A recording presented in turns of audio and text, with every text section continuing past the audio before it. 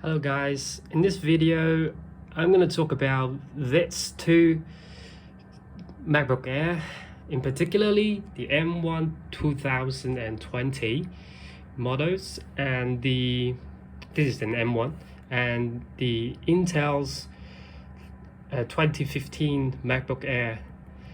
So I bought this before this one, the old one, because I think this is a fabulous computer that you can use for 2 days without charging, and it looks beautiful and it's new and stuff. And later on I bought this old used one for a very cheap price because I think it suits my needs already and I don't need the extra horsepower on this one. And also you can install Windows on the old Mac, but you cannot install Windows on the new Macs unless you pay for like Parallels, the software names, Parallels, or and another one, I forgot the name. Anyways, so in the view of this video, I don't know what I'm talking about.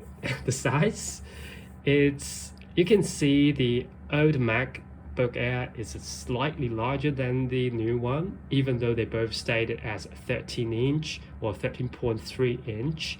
I think it's because of the large bristle on the side of the computer. It doesn't waken up. And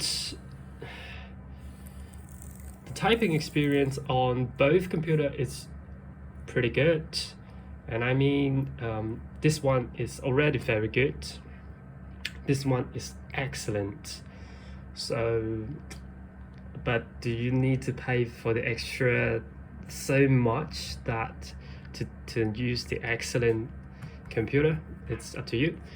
And you have a larger trackpad on the new one, a slightly smaller on the old MacBook Air, but they are both very responsive, even though the new one is obviously more responsive and snappy throughout all the OS operating procedures. It's more snappy to open apps, snappy to use whatever. But the old one catch up really well, even though it's not waking up at the moment. Anyways, so the old MacBook Air has lighten up Apple logo, but the new one doesn't. So this is another factor. And also you have a very minimum port on the new MacBook. As you can tell, only 2 Type-C and another headphone jack over here, and that's all the port you get. But on the old MacBook Air you can have like 1 USB and 1 MagSafe charger and the headphone jack, and then another 1 USB and a mini HDMI port for you to output 4K and a working SD slot. So if you are a photographer or anything, you might know it better than me that the old MacBook Air, it's already worth the price because it's really convenient to have SD slot on a MacBook or on a computer in general. So after discussing the form factor, let's talk about the interior. You can wake up the new MacBook Air with Touch ID, but there's no Touch ID on the MacBook Air, old MacBook Air. So that's one thing you need to consider. So let me log in on the old one. Okay, so as you can tell, they're running both the latest Monterey macOS, but as far as I know, there is no more update on the old MacBook Air 2015 in the next update, so it wouldn't receive any updates in the with the year of 2050 MacBook Air. So this is basically the last macOS update that I could get on this one. But this one, I think, is probably guaranteed with maybe 6 years of upgrade and with 2 years of AppleCare that I purchased. So it's really secure on the coming updates. Okay, so I want to point out a few things that I think it's a little bit important. So the resolution on the new one, it's obviously higher because it's a Retina display. That Retina is just a name that Apple made up for high resolution, really. And as you can tell, the view state is in the default setting. It's the same actually. The scrolling is pretty smooth over the old one, but the new one, it feels satisfying. So even though they view the same on website, let me show you the program that I use is Logic Pro, and then I started the Logic Pro over here. In comparison, you can see I have plenty of room over here, even with the text open over here. And let's see what happens if it covers up some of the mixer options already, as you can tell.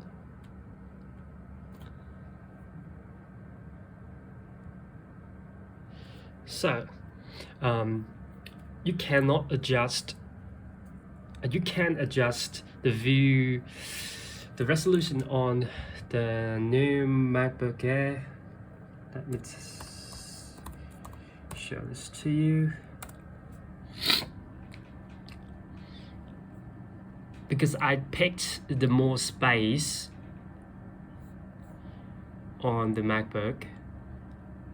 So default setting is actually, you can tell, it's 1440 times 900.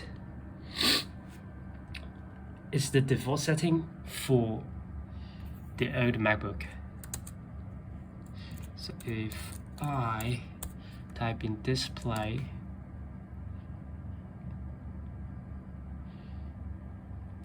there's no option for me.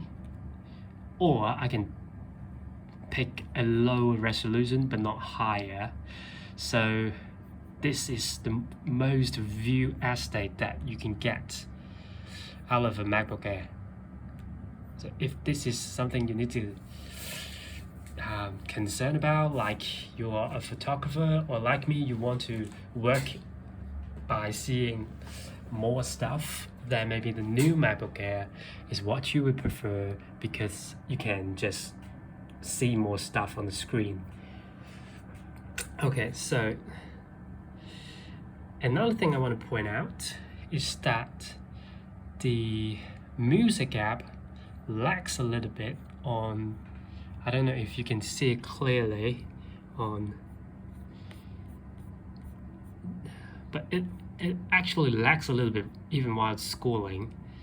So on the old MacBook Air, if something you need to consider. And on the other one, it's buttery smooth, so it's a newer processor. But in general, I think that both of the machine works fine. But if you are used to MacBook Air and you think the new MacBook Air, which brings more horsepower to you and you can use it, then you should switch up, because it's generally a better device. But right, there's another point that I need to point out, is that the battery depreciation, it's something you need to consider, with the new Macs. I don't know how much to replace a battery if it's not in the Apple Store.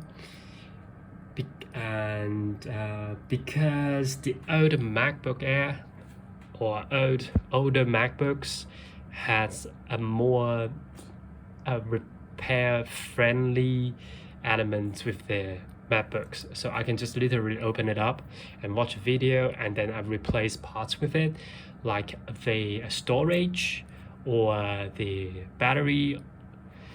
But on the new MacBook Airs, everything is soldered into the PCB, so you cannot switch a damn thing other than the battery. But the battery, it's a little bit more, a few more screws to unscrew comparing to the older MacBook Air, so it's more not repair friendly on the new MacBooks. So if environmental friendliness is something you consider, then you might not consider MacBook, the new MacBook. Maybe buy a used one like I do. I bought this for about, let me think about it, I think $130 US. $130 for this particular MacBook Air, 8 gigs of RAM, 2015 MacBook Air, but with 128 storage only. But I then switched it up to 1 TB, but this one cost me a fortune. So it's up to you to decide. I think they both works fine. If something about the software updates and the durability for coming years, I think, and you have the money in your pocket, then I think the new MacBook is fine. But if you are the kind of person that enough is already enough, I don't need extra thing and I can save a little bit of money, then old MacBook Airs, it's your pick. Okay, let me know if you have any problem, then I might try to answer on with them in the comment section below. If you like the video, you can like, you can even subscribe, but I don't really care about it because I just want to help people out with putting some information out there that based on my experience and knowledge. So thank you guys. Catch you up next time with a random different video. Bye bye.